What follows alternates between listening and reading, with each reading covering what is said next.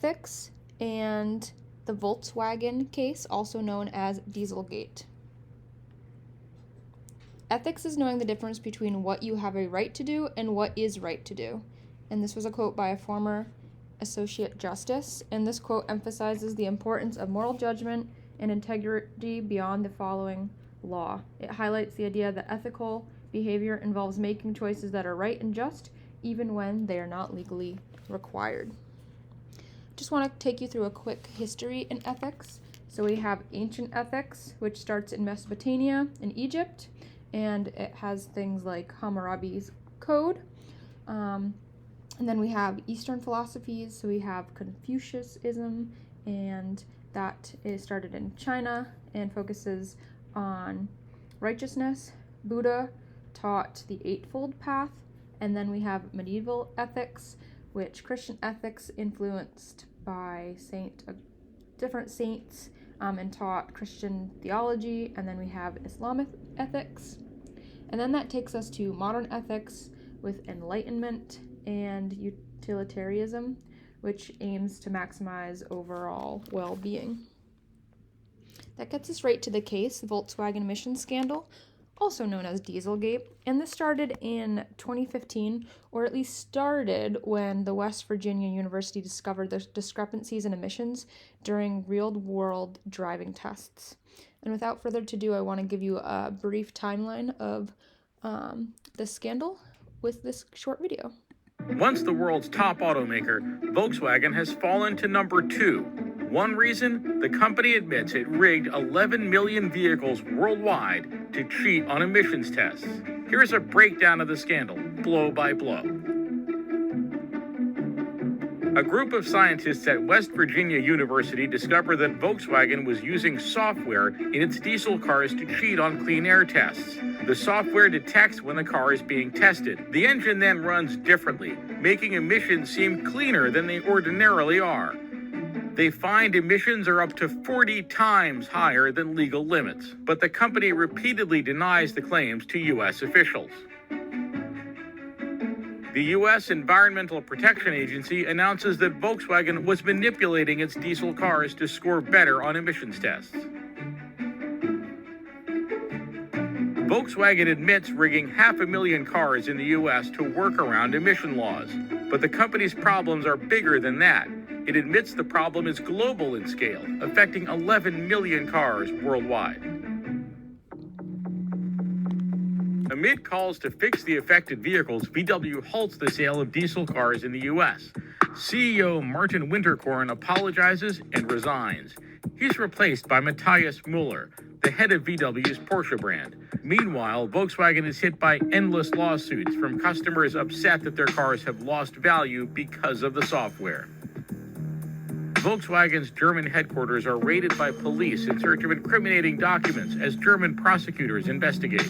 Volkswagen says they are cooperating, and anyone involved will face the full consequences. Days later, the French and Italian offices are also raided. Plans are announced to start recalling the 8.5 million affected cars across Europe. The company says they will be fixed by the end of 2016. VW cedes its recently won title of world's top automaker to Toyota.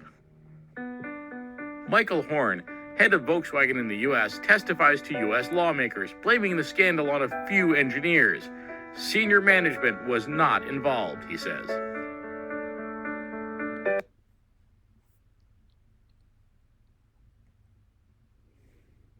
So overall, these were the terms of Volkswagen's settlement: $10 billion to affected owners, $2.7 billion for environmental cleanup, and $2 billion to promote zero emissions vehicles.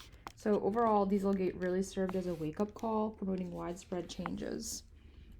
And some of those changes were due to these consequences. So we have internal and external factors. So from the internal standpoint, we have financial impact. So with everything together, there was over $30 billion in fines and penalties and settlements. And then we have reputational damage. So the scandal severely damaged Volkswagen's reputation. As you heard in the video, that Toyota was promoted to one of the leading cars in the industry. And then we have legal consequences. Several top executives like Winterkorn faced criminal charges the CEO. And we had corporate reforms. So in the response, Volkswagen implemented significant corporate reforms to really improve compliance and future misconduct. And then we had operational adjustments. So they had to refit the diesel engines for all the affected vehicles and all their recalls. From the external perspective, the automotive industry as a whole had stricter regulations, so more stringent emission standards. There was actually a shift to EV, electric vehicles. Due to this, there were financial penalties, consumer trust and market dynamics, so loss of trust and market shifts. Competitors took advantage of that weakened position from Volkswagen. There were legal and regulatory changes, so enhanced oversight from the EPA for the compliance with emission standards and consumer protection. And then, of course, there was environmental impact. So we had increased awareness of the environmental impact and then health side effects. Interestingly enough, a peer-reviewed study by the Environmental Research Letters estimated that 59 premature deaths will have been caused for the excess pollution produced between 2008 and 2015. And where does this leave us?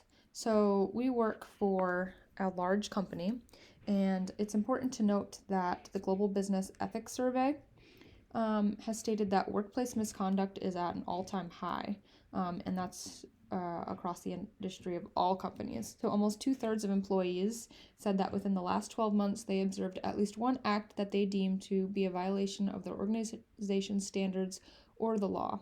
So just sit with that for a second and think about companies having their employees observe misconduct.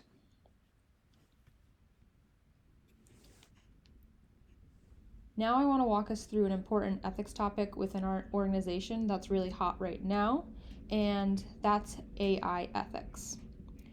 So sources of bias, so training data and algorithm design, it's really important to understand that in AI ethics, really the source of this problem of bias and discrimination comes from the training data and the algorithms that are set. So bias often originates from the data used in AI models. So if the training data is not representative of an entire population, it can learn and penetrate these biases.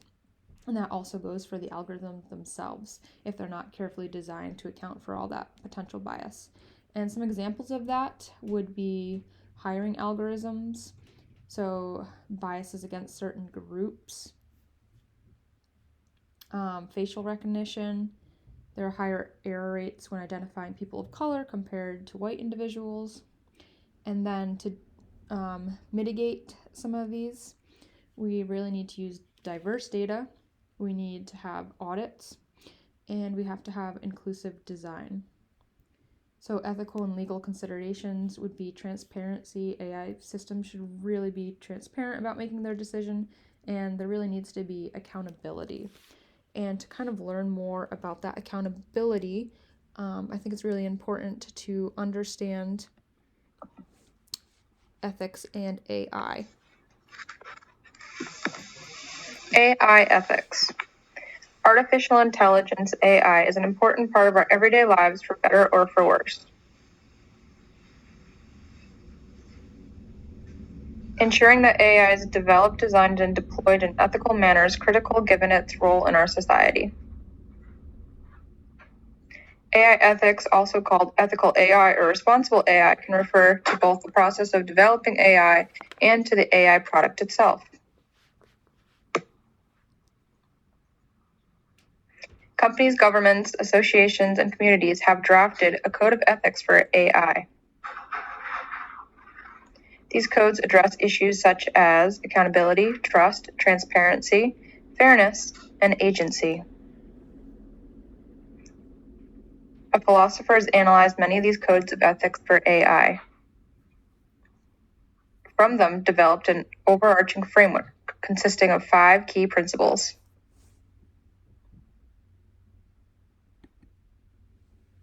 And if you want to learn more about AI ethics and the 5 key principles, I can send you a link to continue this video, but due to time constraints, I now will turn over to Sean to continue our journey in ethics. Thank you, Sean.